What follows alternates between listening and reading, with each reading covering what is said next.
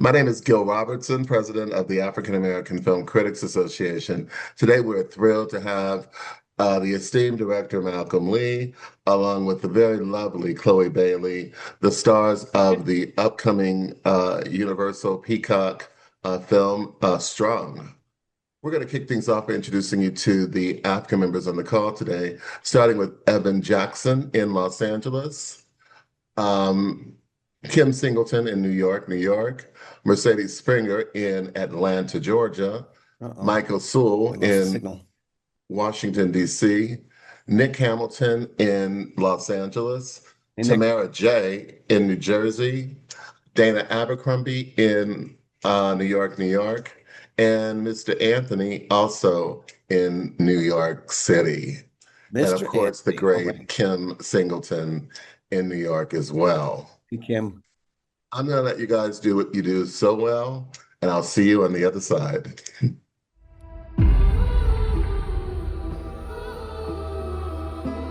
We need somebody, a full-time live-in music tutor for my granddaughter. The type of money they paying, it's the perfect opportunity. Let's meet your potential student. Suri, come down and meet Layla.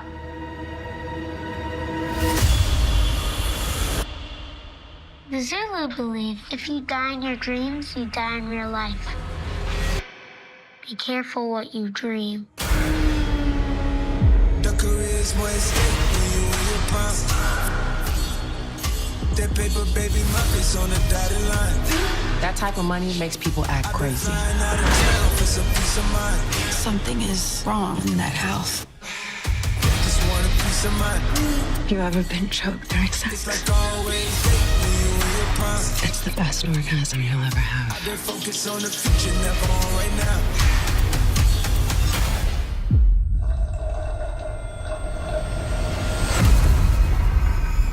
Sorry about Mommy. Sometimes she gets mad and does bad things.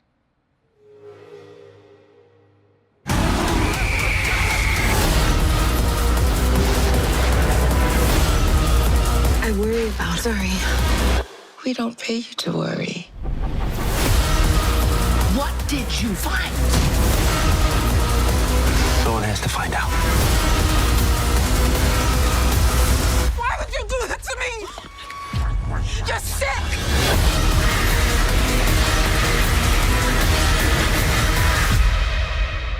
I will take care of you.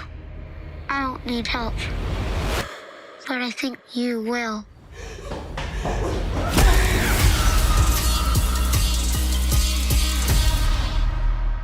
What's going on, good people? Nick Hamilton, Nightcast Media. My question is for Chloe. Working with a director like Malcolm D. Lee and producers like Tyler Perry and Jason Blum must have definitely been a unique experience. From your perspective, what was the most valuable piece of direction or feedback you received on set from them? I think the most valuable piece of direction was definitely when we met before we started filming, and we were in Cape Town and we had this beautiful oceanic view, and we were definitely dissecting Layla and her trauma and how it might inspire her when she makes certain decisions. And I think what I really loved working with Malcolm is how collaborative he was, how he would let me put myself inside of Layla, and then, of course, how he would see it, and then we would combine the best of both worlds. So I truly had a great time. I trusted Malcolm. I loved his music ear as well. And I just knew, with his vision that it would turn to be something beautiful, which it did. Beautifully horrible. Beautifully horrific. Beautifully thrilling. Yes. Hi, Kim Singleton, considered Black Lit television show and podcast. And I love the fact that Layla's character had this passion for classical music. Malcolm and Chloe, tell us what are some of your passions, or name a passion, and how you brought that feeling of passion to the role you played in this film. We can start with Malcolm. I love sports, and the Knicks are my passion. So, yeah. Yes. I mean, how I bring it to my work, I don't know. Like I just, I love what I do. I'm very blessed to get to be a filmmaker and tell stories and work with actors and get to, screen them for audiences. I love the response. And so, I don't know. I just feel blessed to be able to do that. For me, my passion is definitely my career, which is entertaining and performing, whether it's through acting or music and dancing. And my other passion is also building things, whether it's Legos or production, musical production. So I, and my other passion is swimming in the ocean. Well, you both did a wonderful job, as well as the whole team. And this movie is so good. Even though I know how it ends, I will be watching it over and over and over again. So Oh, great job. thank you so much, Kim. Appreciate you. Hi, Evan Jackson from Young, Bold, and Regal. Congratulations on the film. This question is for Chloe. Congratulations on the mixtape as well. What Thanks. lessons, what lessons have you learned from your musical career that's translated well to your acting career? The lessons that I've learned in my musical career, I would have to say something that I actually took from acting is that it's okay. Oh, so sorry. Is that it's okay to be as vulnerable and raw as you desire. And that's where you find the beauty, when you don't plan how the scene's going to go, you just allow it to take you and be a vessel. And so that's what I have also taken up when it comes to songwriting, and the art of storytelling is what I'm trying to master now. And I feel like acting will only just take me a step further to getting there when it comes to performing on stage. Thank you, and thanks for the exciting film, and thanks for the exciting mixtape as well. Thank you very much. Hi, everyone. Mercedes here with She Critiques in Atlanta. This question is for you both. We've kind of touched it a little bit at talking about the music in the film. That's my favorite part of this film. I feel like the classical pieces even feel really modern in a way. So, Mr. Lee, can you talk about the pieces that you chose to score the film and why you chose an actor like Chloe? Were you particularly looking for someone who was musically gifted, or was that just a bonus? First of all, Mercedes, my name is Malcolm. Mr. Lee is my father. Okay. So, but in terms of the musical choices, I wanted something that was going to be, very violent forward for that opening scene. I met Chloe when I was first, figuring out, okay, I was going to do this movie, like who would be a good person to be in it. I had Chloe in mind. I'd met her on the set of Fight Night, I think it was. Mm-hmm. And yes, and I was just like, oh, she's so sweet. And then like I'd seen some of her work, and I thought, okay, she'd be a good person to be the lead in this film. And the fact that she's a musical, a musical genius, I was really going to be helpful to us. And then there's all kinds of music in this movie, right? From classical to hip hop to R&B to then the score I think is amazing that Ali Shaheed Muhammad and Adrian Young put together. So I'm a huge music lover, and it was easy to have someone like Chloe involved in me. Besides the fact that she's a great musician, she's a fantastic actress. And I didn't really even realize how good she was until I started to work with her. And, just so many layers of what she's able to do. And we took her through the ringer as well. And she came out still looking like this. Hi, Michael Sowell from Sowell Media. My question is for Chloe. You had a vast career, managing a long career of musical discipline, but in this role, you also display a lot of emotional vulnerability. What was the process with you with Malcolm in terms of how to fully display that on screen? I felt very comfortable in the environment that Malcolm curated, and I was really lucky enough to act alongside some incredible actors and actresses. And it was so amazing seeing Miss Lynn Whitfield and how she worked. And as legendary as she is, like everyone knows who she is, we know she's so phenomenal. But to see the care that she put into every take, even if the coverage wasn't on her, just so that it could be what's best for the scene, I was incredibly inspired. So to have to act alongside a heavyweight like that, it definitely had me push myself so that I could match or try to. And, Lucian and Anna and Romy, they were just really, just, and Coco, just a really great cast. And I'm so happy that Malcolm put us all together. And I feel like all of our hard work and love paid off on screen. I agree. Thank you. Congratulations with this film. Thank you. Hello, Dana Abercrombie, The Coalition. This film deals a lot with grief. And my question is for both of you.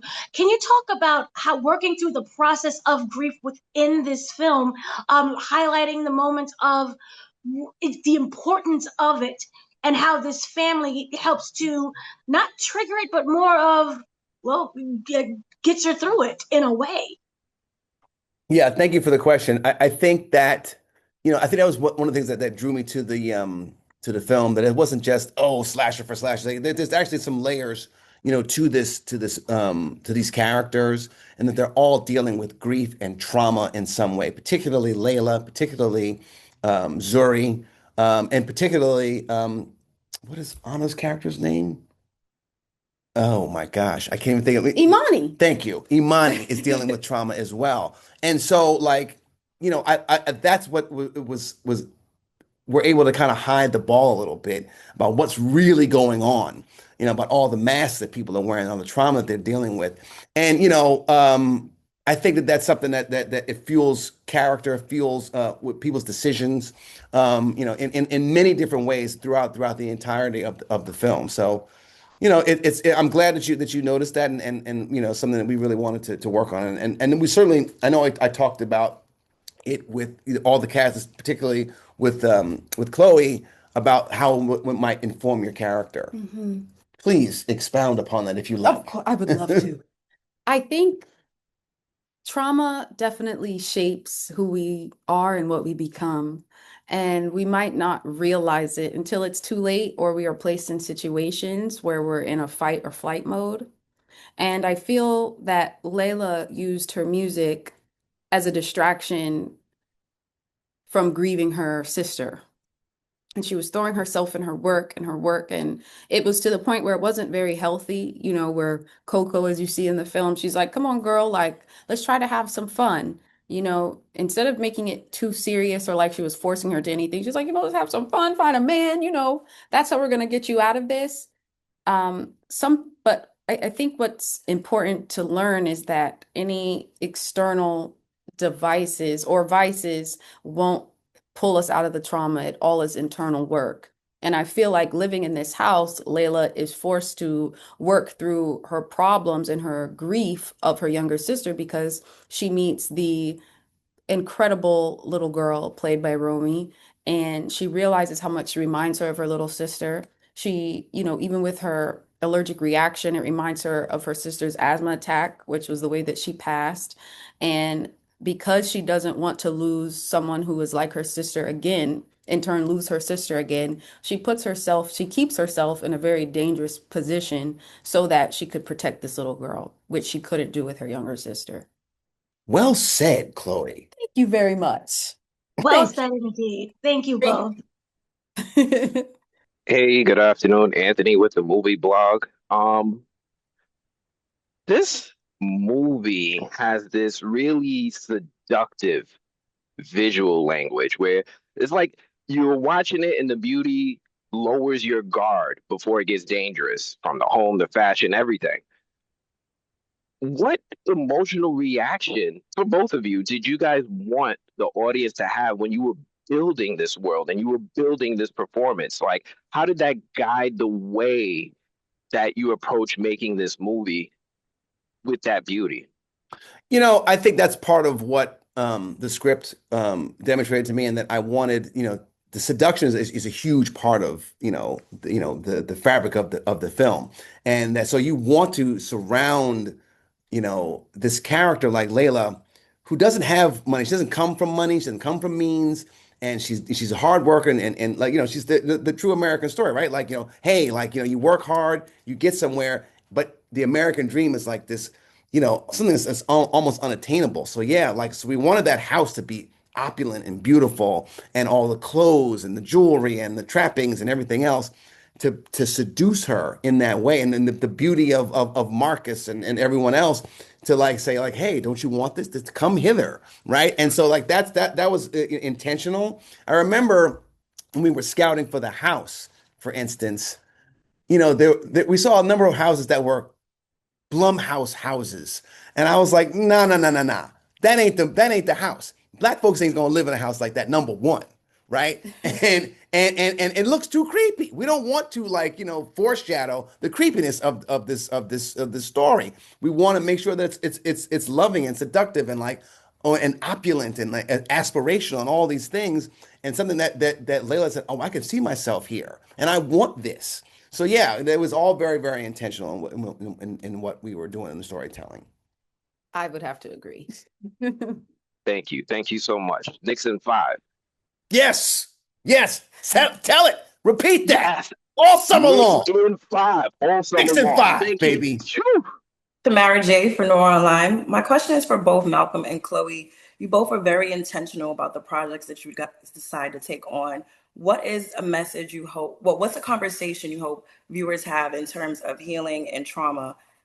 I hope that they walk away knowing that you can never really put your guard down all the way. And I hope that that doesn't come off as toxic or unhealthy.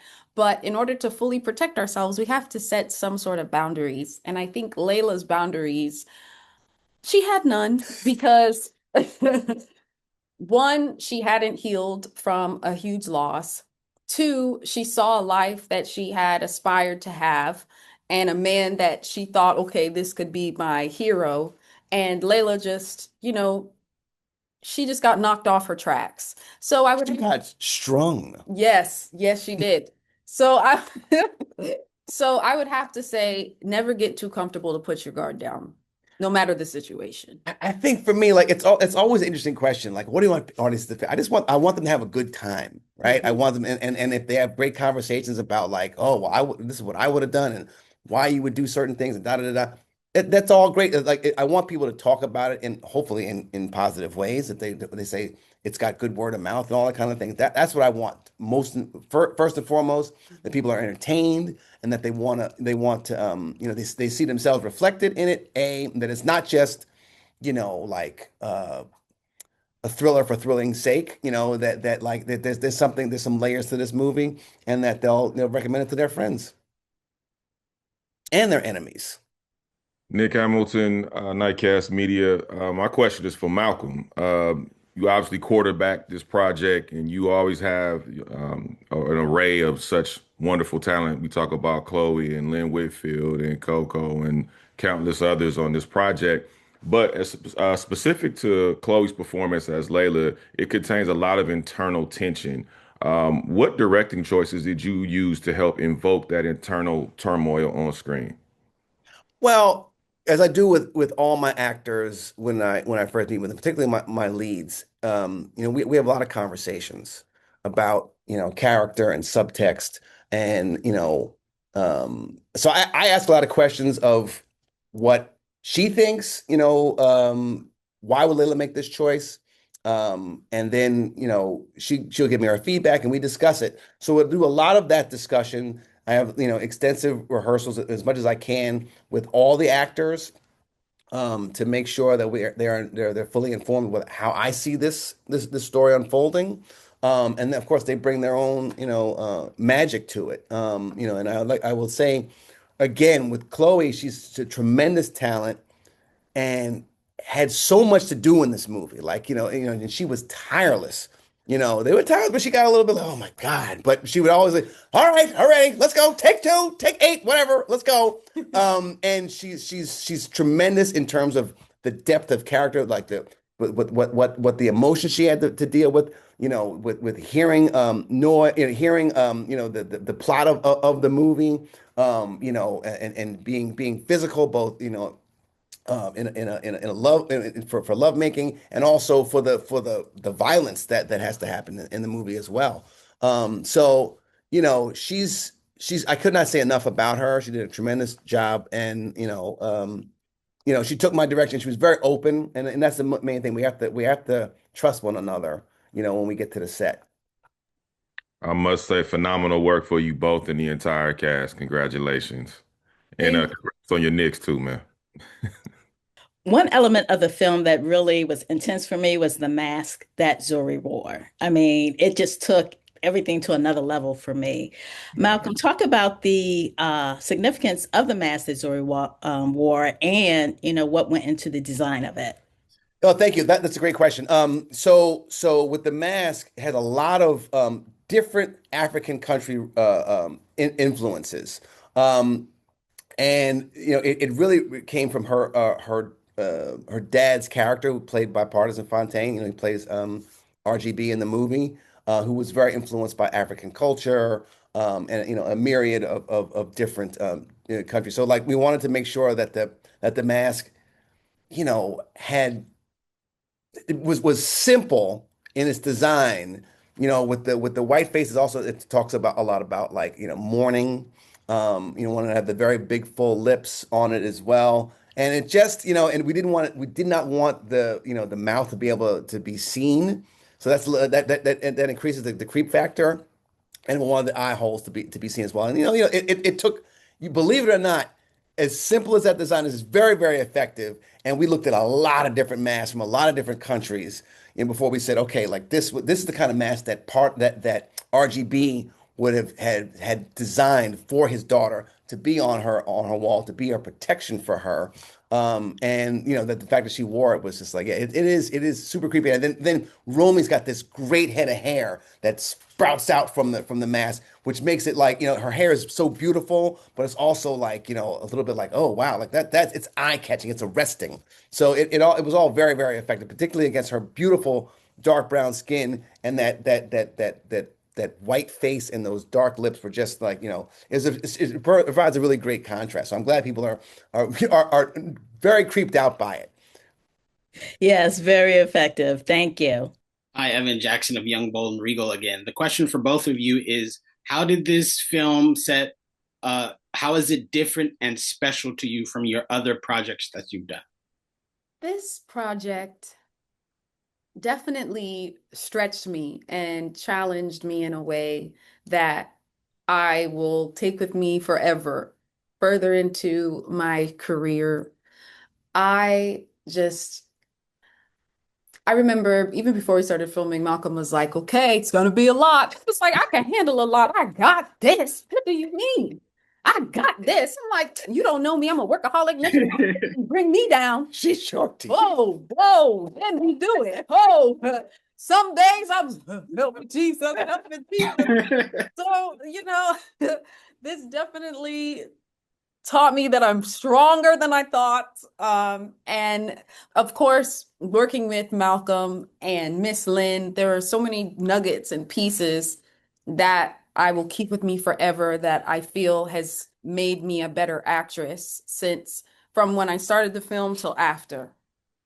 I think for me, it was an opportunity to stretch a different muscle, stretch my legs in a different way. I love comedy, but it was nice to not have to cut to the joke, right?